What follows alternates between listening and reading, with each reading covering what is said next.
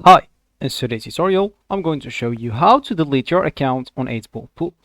So first of all, of course, if you don't have the 8-Ball Pool app or game into your phone, you will need to go and download it through Play Store if you're using an Android, App Store if you're using an iPhone, or any other store you could be possibly using.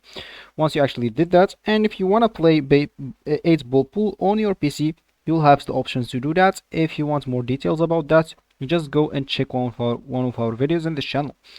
So of course, once you download it, just go and open it and log in into your account if you have one. If you don't, you can create your account or you can just play as a guest if you want.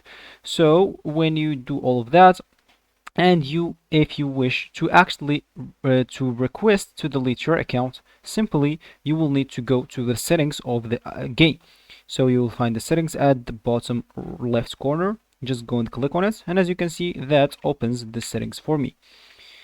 Now you will need to you will be able from that settings to go and contact the help or the support, because probably you will not be able to delete your game or to delete your account through the game.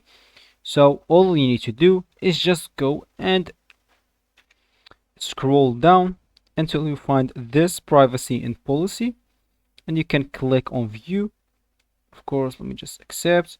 And as you can see here, they will show you the privacy and policy, or you can just, if you don't want to go through all of this, you can just go to your browser and open the support.miniclip.com/request/new and choose a game you wish to delete your account on, which is the 8-Ball Pool, and then you will be able to delete your account while contacting their support.